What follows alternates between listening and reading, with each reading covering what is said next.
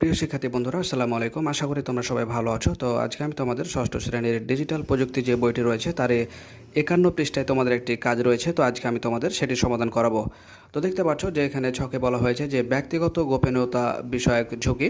তো দেখতে পাচ্ছ যে দৌড় প্রতিযোগিতায় পড়ে যাওয়ার ছবি তোলা, এবং ডান দিকে দেখতে পাচ্ছ যে কিভাবে ব্যক্তিগত গোপনীয়তা লঙ্ঘন হয়েছে, অনুমতি ছাড়া অন্য কারো কাছে নিজের ছবি প্রকাশ করার মানসিক বিপর্যয় আসা।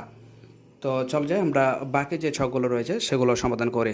তো তার আগে একটা কথা বলে রাখি, আমরা ক্লাস 1 থেকে শুরু করে ক্লাস 10 পর্যন্ত সকল শ্রেণীর সমাধানগুলো আমরা আপলোড দিয়ে ফেলেছি। তোমরা তোমাদের প্রয়োজনীয় সকল ভিডিওগুলো আমাদের চ্যানেলের প্লেলিস্টে পেয়ে যাবে, তোমরা সেগুলো দেখে নিতে পারো। তো চলো যাই আর কথা না বলে আমরা ছকটি সমাধান করি। তো প্রিয় শিক্ষার্থী, দেখতে পাচ্ছ যে ছকটি সুন্দর করে সমাধান করে দেওয়া হয়েছে। জাস্ট তোমাদের কাজ হচ্ছে তোমরা সুন্দর করে দেখে দেখে লিখে নাও। তো দেখতে পাচ্ছ যে ব্যক্তিগত গোপনীয়তা বিষয়ক ঝুঁকির দ্বিতীয় নম্বরটা, যে অনুমতি ছাড়াই কারো ব্যক্তিগত তথ্য ডিজিটাল মাধ্যমে ছড়িয়ে দিয়েছে। কিভাবে ব্যক্তিগত গোপনীয়তা লঙ্ঘন হয়েছে, যে অনুমতি ছাড়া ডিজিটাল মাধ্যমে ছবি ছাড়ার কারণে নেতিবাচক মন্তব্যের সম্মুখীন হতে পারে।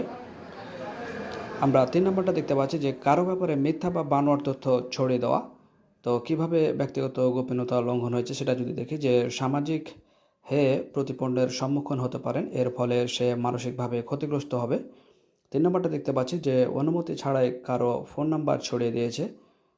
কিভাবে ব্যক্তিগত গোপনীয়তা লঙ্ঘন হয়েছে এটা যদি দেখি, যে ভয় দেখিয়ে কিংবা প্রতারণা করে আর্থিকভাবে ক্ষতি করতে পারেন।